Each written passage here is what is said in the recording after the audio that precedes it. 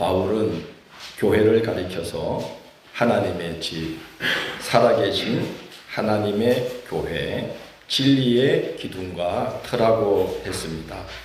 교회는 하나님께로 이르는 길과 진리와 생명이 되시는 예수 그리스도를 이 땅에 나타내도록 복음을 위임받은 곳이기 때문입니다. 교회가 그처럼 소중하고 위대한 구원의 기관이기에 교회는 그에 합당한 자를 직분자로 세워야 한다고 했고, 오늘 말씀에서는 목회자는 성도들과 자신이 그리스도 예수의 좋은 일꾼으로 세워지도록 목회자로서의 본분에 최선을 다해야 한다고 권면합니다. 사람 하나가 바로 세워지는 게 정말 중요한 일인데, 그런데 그게 사람 힘으로 되는 일은 아닙니다. 남은 고사하고 나 자신조차도 내 마음대로 안 되는 게 우리가 처한 현실입니다. 오죽하면 바울 사도가 오호라 나는 공고한 몸이로다. 내가 마음으로는 선을 행하고자 하나 내게 선을 행할 능력은 없도다. 누가 이 사망의 몸에서 나를 건져내려고 탄식했겠습니까? 우리는 단지 우리가 해야 할 바를 행한 후 하나님께서 역사해 주시기를 기도할 뿐입니다. 예수님이 부자가 천국에 들어가기가 낙타가 바늘기로 들어가는 것보다 더 어렵다. 그러자 제자들이 선생님 그럼 누가 천국에 들어갈 수 있겠습니까? 하고 낙담하자 예수님 말씀하시기를 사람으로는 할 수 없으나 하나님으로서는 다 하실 수 있느니라. 그렇게 하셨어요. 바울 사도도 로마서 8장 3절에서 말하기를 율법이 육신으로 말미암아 연약하여 할 수 없는 그것을 하나님은 하시나니라고 말하였습니다. 우리를 구원하여 변화시킬 하나님께 소망을 두고 우리는 그저 우리가 해야 할 바를 행할 뿐입니다. 그럼 하나님이 역사해 주실 줄로 압니다. 그래서 바울은 디모데에게 너는 그저 목회자로서 네가 해야 될 본분을 다하라면서 몇 가지 당부를 합니다. 첫째, 하나님의 말씀과 기도로 성도들을 깨우치라고 당부합니다. 지난 주일에 살펴본 4장 1절로 4절 말씀이 증거하는 바대로 사람의 변화는 사람의 말로 되는 것이 아니고 경건의 모양을 갖춘 경건이 있는 것처럼 보이는 외식으로 되는 것도 아니라는 거죠. 그래서 바울은 4장 5절에서 결론으로 말하기를 하나님의 말씀과 기도로 거룩하여짐이라고 말합니다. 사람이 거룩하게 변화되는 것은 사람의 말로 되는 것이 아니고 사람의 하나님의 말씀이 그 심령 속에 새겨지고 끊임없는 중보의 기도로 성령이 그 심령 가운데 들어가셔서 일하실 때 변화가 시작됩니다. 그래서 하나님이 하시는 겁니다. 그래서 바울은 망령되고 허탄한 신화를 버리라고 당부합니다. 망령되고 허탄한 신화는 사람의 말과 사람의 방법에 의지하려고 하는 것을 말합니다. 바울은 말하기를 그런 것은 구원을 이루는 하나님의 경륜을 이루기보다는 허다한 변론만 만들어낼 뿐이라고 하였습니다. 바울 당시에 각 교회를 방문하여 설교하고 사례를 받던 순회 설교가들은 복음 외에 많은 것들을 가미하여 설교를 다채롭고 흥미롭게 전하려고 하였습니다. 그래서 그리스 로마 신화를 가미하고 이스라엘의 족보에 얽힌 뒷이야기와 민담들을 가미하고 심지어 그걸 억지로 꾸미고 바꾸어서 아주 재미있게 바꾸어서 자신이 이스라엘의 위대한 족장의 계보에 속한 자인 것처럼 그렇게 연결시켜서 아주 재미있게 설교를 듣게 귀가 솔깃하게 만들고 당시 유행하던 헬라의 영지주의 철학을 복음과 조합을 해서 매우 수준 높은 설교인 것처럼 보이게 했습니다. 흥미를 유발하고 자신의 지식을 자랑하여 인기를 얻고 이익을 취하기 위해서 그런 것입니다. 그러나 그런 것으로는 교회 공동체가 이 세 가지로 세워지기 어렵다는 거죠. 첫째, 무엇으로? 하나님의 집으로. 둘째, 무엇으로? 살아계신 하나님의 교회로. 셋째, 무엇으로? 진리의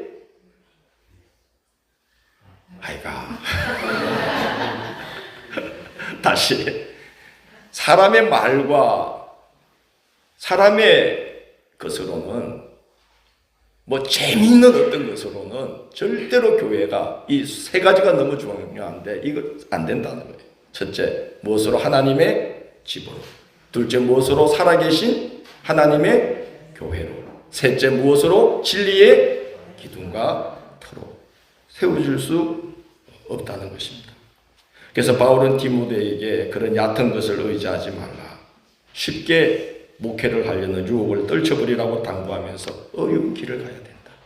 예수님 말씀에 의하면 좁은 문을 열고 들어가 좁고 협착한 길을 걸어가면서 사역을 해야 된다라고 권면합니다. 그것이 곧 하나님의 말씀과 기도를 붙드는 것이다. 둘째 보면은 그러므로 이 어려운 길이 뭐냐? 경건에 이르도록 자신을 연단해야 된다는 것입니다. 바울은 연단에 해당하는 말로 김나제라는 말을 사용하고 있습니다. 여러분 체육관에 가보면 적혀있죠. 김나지움. 이 체육관이라는 뜻이에요. 이 김나지움이라는 체육관이라는 이 말은 원래 김나제라는 헬라의 어원을 둔 것인데요. 당시 운동선수들이 좋은 성적을 거두기 위해서 옷을 벗고 자신을 연마하던 것을 가리키는 말이 김나제라는 말입니다. 훈련하는 거죠. 근데 훈련할 때에 뭘 벗어요? 옷을 벗고. 옷을 왜 벗겠습니까? 여러분 그 육상 선수들, 100m 선수들 옷이 한복처럼 다 이렇게 풍덩합니까? 어떻게 생겼죠? 민망할 정도로 착 따라붙었죠. 그죠? 왜 그럴까요? 기록을 조금이라도 단축시키려고 그런 거죠. 고대 사회 바울 사도 당시 때도 운동선수들은 훈련을 할 때도 마치 실전에 나갈 때와 똑같이 하려고 옷을 다 벗고 온몸을 맨몸으로 열심히 자기를 단련시켰다고 합니다. 조금이라도 자기에게 불리하거나 방해되는 것들이 없게 하려고 그랬던 것입니다. 그들은 좋은 성적을 거두어서 세상에서 명예와 상급을 얻으려고 했던 것이죠. 세상의 것들, 우리가 말하는, 성경이 말하는 썩어질 것들을 얻으려고도 운동선수들이 그것을 얻기에 합당하도록 육체를 엄격하게 연단을 했다는 것입니다. 하물며 금생뿐만 아니라 내세에 영원하고 빛나는 상급과 명예가 약속되어 있는 영혼을 연단하는 일이라면, 경건에 이르는 연단을 하는 일이라면 얼마나 더 열심을 내야 하겠는가 하는 것입니다. 경건에 이르도록 자신을 연단하는 것이 금생과 내생에 약속이 있는 것이라고 정말 믿는다면 신앙의 길을 걷는 태도가 달라질 수밖에 없지 않을까요? 4장 10절에서 바울은 이렇게 말합니다. 이를 위하여 우리가 수고하고 힘쓰는 것은, 이 말도 김나제예요. 혼신을 다해서 우리가 전력 질주하면서 믿음의 길을 걷는 것은 한 가지 이유라는 거죠. 무엇입니까? 우리 소망을 누구에게 두미니? 살아계신 하나님께 두미니라고 말합니다. 수고하고 힘쓰는 것, 혼신의 힘을 다하는 것. 운동선수들이 세상에서 얻는 약간의 유익을 위해 육체를 연단할 때 혼신의 힘을 다하는 것처럼 바울은 경건에 이르도록 자신을 연단하되 혼신의 힘을 다해서 연단한다는 것이죠. 그 이유는 자기 소망은 살아계신 하나님께 있기 때문이라는 거죠. 이 세상이 자기 소망이 아니기 때문에 그는 하나님 나라에 이르도록 자신을 경건에 이르도록 연마하고 있다고 말합니다. 예수님은 한 가지 비유를 통해 당시 하나님의 백성이라고 자부하던 유대인들에게 당신들 정말 하나님 나라의 소망을 둔 자들이 맞습니까? 하고 질문을 던집니다. 주인의 소유를 낭비하던 한 청지기가 있었는데 그만 주인에게 들키고 말았습니다. 그 청지기는 즉시 꾀를 내어서 주인에게 빚진 자들을 일일이 다 불러서 채무정서를 고쳐서 빚을 절반으로 탕감해 줍니다. 나중에 주인에게 쫓겨나더라도 사람에게 인심을 얻어 어딜 가든지 환대를 받기 위해서 그런 것인데, 그 청지기가 매우 신속하고도 영악하게 행하는 것을 보고는 주인이 혀를 내두르면서 칭찬을 하기까지 했다는 겁니다. 그 비유를 마치면서 예수님은 이런 말씀을 하십니다. 이 세대의 아들들이 자기 시대에는 빛의 아들들보다 더 지혜로움이라고 말했습니다. 무슨 말입니까? 세상 사람들이 세상에서의 평안하고 안일한 삶을 위해서 온갖 지혜를 다하고 최선을 다한다는 거예요. 빛의 아들들보다 이 세대 아들들이 자기 시대에는 훨씬 더 지혜롭다는 거예요. 그런데 하나님의 백성이라 자부하는 바로 당신들 유대인들은 하나님 나라에 속한 것을 얻기 위해 그 불우한 청지기처럼 어떤 노력을 기울이고 있느냐 하는 거죠. 지혜와 힘을 다하고 있는가 예수님이 반문하고 계십니다. 그 말은 당신들 정말 하나님 나라의 소망을 두고 있는 자들이 맞습니까? 하는 것이에요. 네, 저도 여러분에게 질문하고 싶습니다. 여러분, 세상에 대한 소망보다 하나님 나라에 대한 소망이 더 큰 자들로 세워지고 있습니까? 감사합니다. 그럼 우리는 바로 그걸 얻기 위해서 우리는 경건에 이르도록 자신을 연단하는 일을 절대로 게을리해서는 안 되는 것입니다. 밭에 보화가 묻혀 있는 것을 발견한 자는 어떻게 한다고 그랬죠? 자기 소유를 팔아서라도 그 밭을, 요즘 그러고 있잖아요. 영끌 아시나요? 예수님 말씀이 딱 그거예요. 부동산에 이 아파트에 내가 가치를 뒀다. 이 산에 내가 가치를 뒀다. 그러면 사람들이 어떻게 해요? 있는 걸 다 팔아서라도 그걸 삽니다.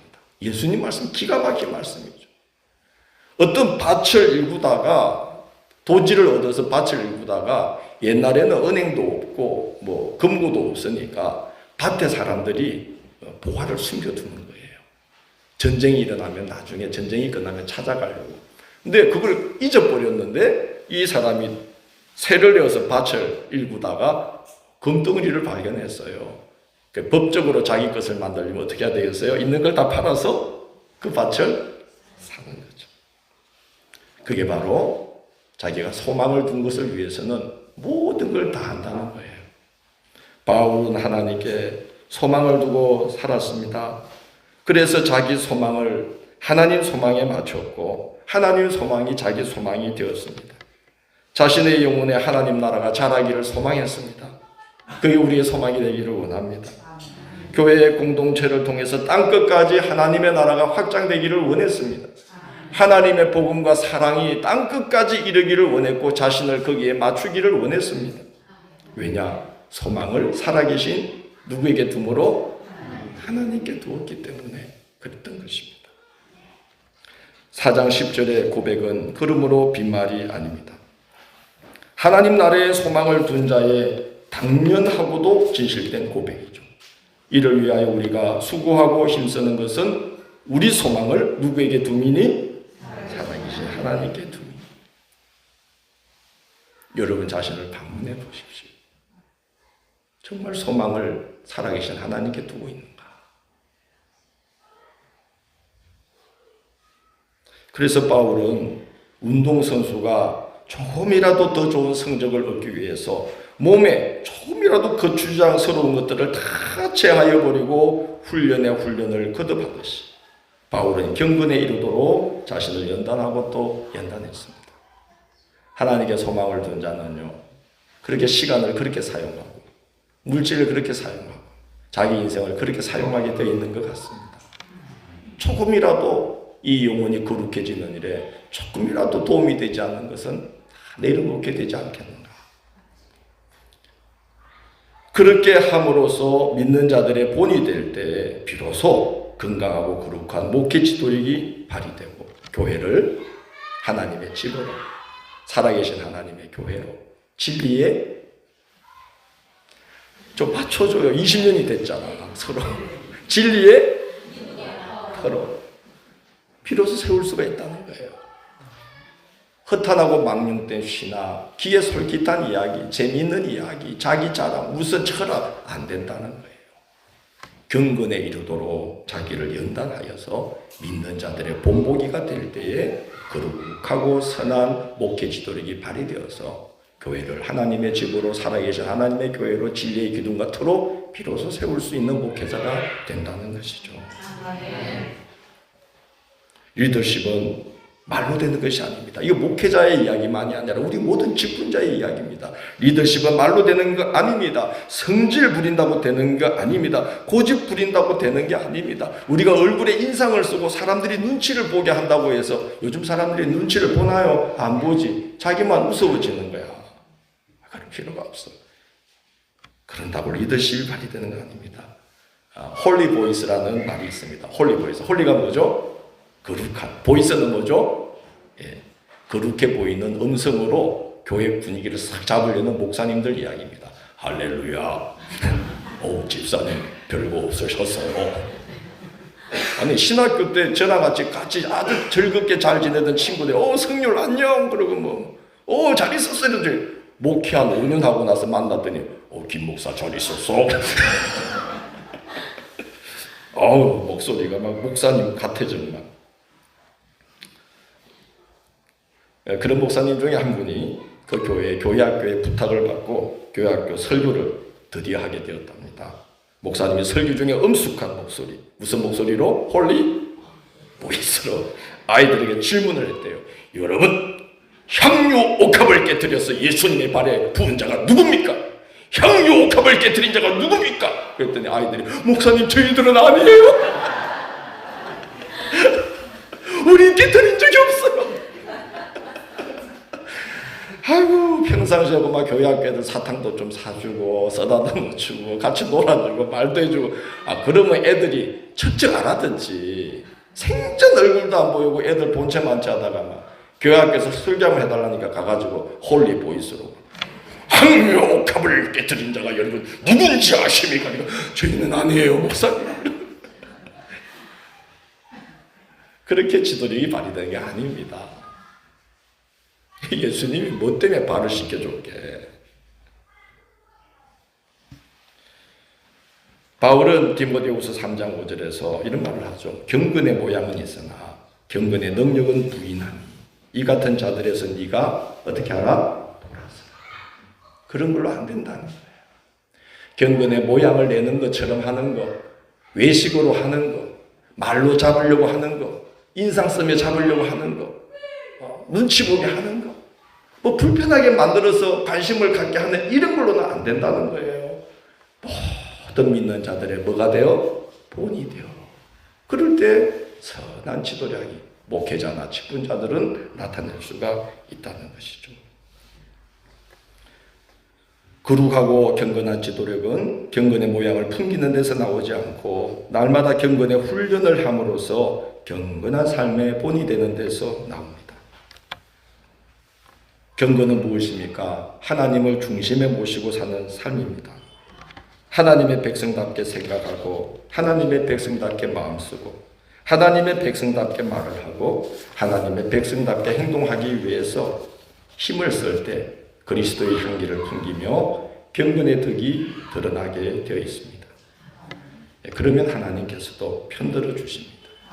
모세의 지도력을 보십시오. 모세가 말을 잘하는 자입니까? 말 못하는 자입니까? 얼마나 말을 못하면 하나님이 너 이스라엘을 애굽에서 건져내라 그랬더니 주여 저는 말이 둔한 자니오니 보낼 만한 자를 보내소서라는 말을 3번이나 합니다. 그러나 이 모세는요, 목이 곱고 완악한 이스라엘 백성들을요, 사람의 입에서 절대로 좋은 말이 나올 수가 없는 광야에서 40년이나 이끌면서 지도력을 발휘했습니다. 하나님께서 인정해 주시고 편들어 주시고 지도력이 발휘되게 해 주셨기 때문에 가능한 일입니다. 출애굽과 광야 여정을 보면 자주 등장하는 표현이 있습니다. 모세가 여호와께 엎드려라는 말입니다. 함께 봅시다. 모세가 여호와께 엎드려. 엎드린 건 뭐 한 거죠? 하나님을 의지한 거예요. 옆에 분들하고 서로 격려합시다. 그래, 기도해 봅시다. 그래, 기도해 봅시다. 모세는 그거 한 거예요. 백성들이 자기를 돌려치려고 할 때에도 하나님 앞에 엎드려. 하나님께서 진노하셔서 그런 백성들을 하나님이 엎어버리려고 하실 때에도 백성을 대신해서 하나님 앞에 뭐하고? 엎드리고. 길이 막혀도 하나님 앞에 엎드리고. 마실 물이 떨어져도 하나님 앞에, 행진을 멈추고 진을 칠 때에도 하나님 앞에 엎드려서 여호와여 이 백성들에게로 돌아오소서 하며 엎드려 기도하고, 진을 흩어 대열을 이루어서 행진을 시작할 때에도 하나님 앞에 엎드려서 여호와여 일어나소서, 주의 대적들을 흩으시고 주를 미워하는 자가 주 앞에서 도망가게 하여 주옵소서 엎드려 기도하면서 행진을 시작을 했습니다. 뭡니까? 끊임없이 자신을 하나님 앞에 세우는 경건한 삶이 평생 이어졌다는 것이죠. 경건에 이르도록 자신을 연단한 사람이 모세입니다. 그래서 경건의 본이 되었고 하나님이 편들어 주심으로 인하여 모세는 거룩한 지도력을 끝까지 발휘할 수가 있었습니다. 여러분, 제가 은퇴하는 그 순간까지도 변함없이 그렇게 갈 수 있기를 기도해 주십시오. 아멘. 경건에 이르도록 자신을 연단하는 일을 멈추면 안 됩니다. 그러면 즉시 변질됩니다. 셋째, 목회자의 본분에 전념하라고 당부합니다. 4장 13절, 내가 이를 때까지 읽는 것과 권하는 것과 가르치는 것에 전념하라고 말합니다. 읽는 것은 말씀을 낭독하는 것을 말하고, 권하며 가르치는 것은 말씀을 풀어서 먹이는 것, 즉 강론을 하는 것을 말합니다. 말씀을 읽는 것과 권하는 것과 가르치는 것은 하나님의 백성으로 세워짐에 있어서 가장 중요한 일입니다. 로마서 10장 17절에서 바울은 이렇게 말합니다. 그러므로 믿음은 들음에서 나며 들음은 그리스도의 말씀에서 말미암느니라고 했습니다. 모세는 가나안 입성을 앞둔 세대들에게 이렇게 당부합니다. 온 이스라엘이 내 하나님 여호와 앞 그가 택하신 곳에 모일 때에 이 율법을 낭독하여 온 이스라엘에게 듣게 할지니라고 말합니다. 느헤미야 8장에 보면 참 신기한 장면이 나옵니다. 느헤미야가 백성들을 수문학 광장에 불러 모으고 에스라는 율법책을 펴서 강단 위에서 율법책을 낭독하고 레위인들은 백성들 사이를 다니면서 에스라가 낭독하는 그 말씀을 깨닫게 할 때에 백성들이 율법의 말씀을 듣고 다 우는 장면이 나옵니다. 말씀을 들을 때에 깨달음과 동시에 말씀에 어긋나게 살아온 그 자신을 회개하는 역사, 경건의 역사가 시작이 된 것입니다. 그런데 신기하게도 성경에 보면 그때에 그 백성들 가운데 큰 기쁨이 임했다고 기록되어 있습니다. 회개를 하면서 울었는데 뭐가 임했어요? 기쁨입니다.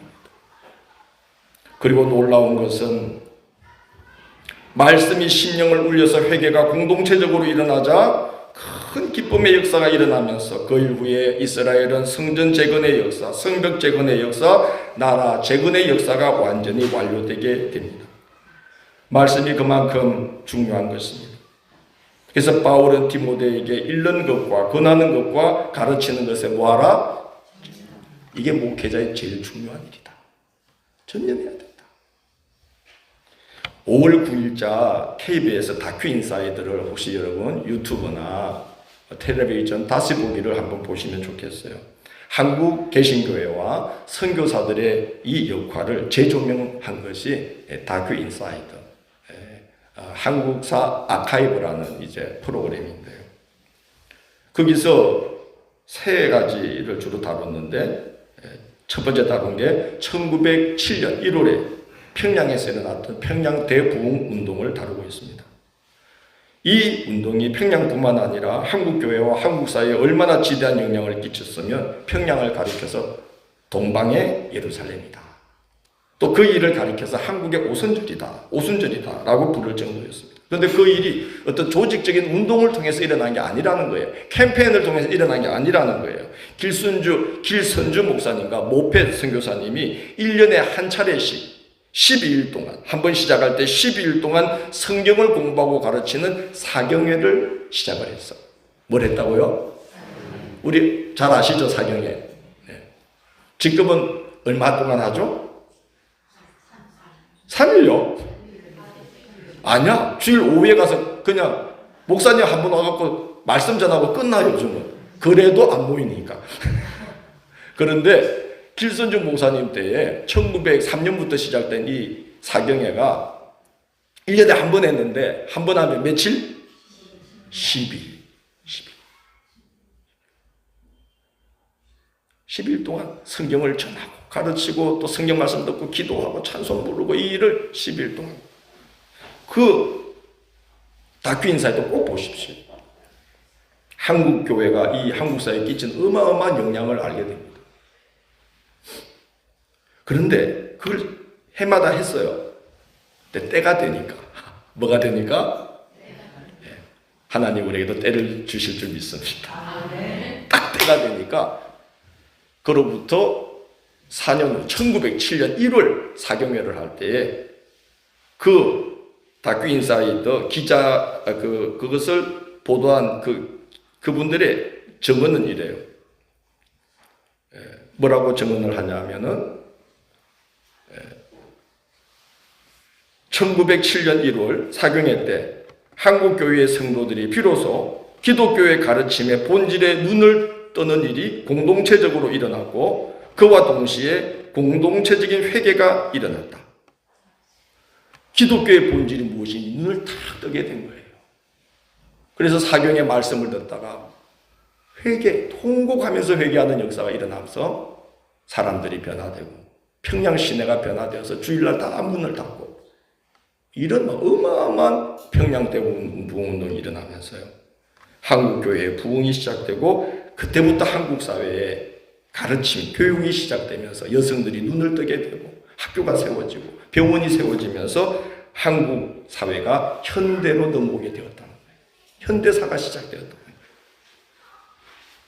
무엇으로부터? 말씀을 듣고 읽고 배우고 가르치는 일에서부터 이 놀라운 일이 시작되었다는 겁니다. 조선의 의식이 깨어났다. 여성들의 의식이 깨어나 사회 진출이 시작되고 학교와 병원이 세워지고 민족운동이 일어나면서 한국의 현대사가 시작되었다 라고 증언을 합니다. 말씀을 읽는 것과 권하는 것과 가르치는 것에 10일 동안 전념을 했더니 그걸 몇 년 했더니 평양 때 부흥운동이 일어났다는 거죠. 우리 한야제일교가 그런 운동의 메카가 되면 좋겠습니다. 아멘. 할렐루야. 아멘. 이 땅의 교회들이 다 그렇게 되면 좋겠습니다. 아멘. 말씀을 읽는 것과 권하는 것과 가르치는 일에 뭐하라? 전혀. 이거 목회자만의 이야기는 아니겠죠. 반드시 하나님의 역사가 일어납니다.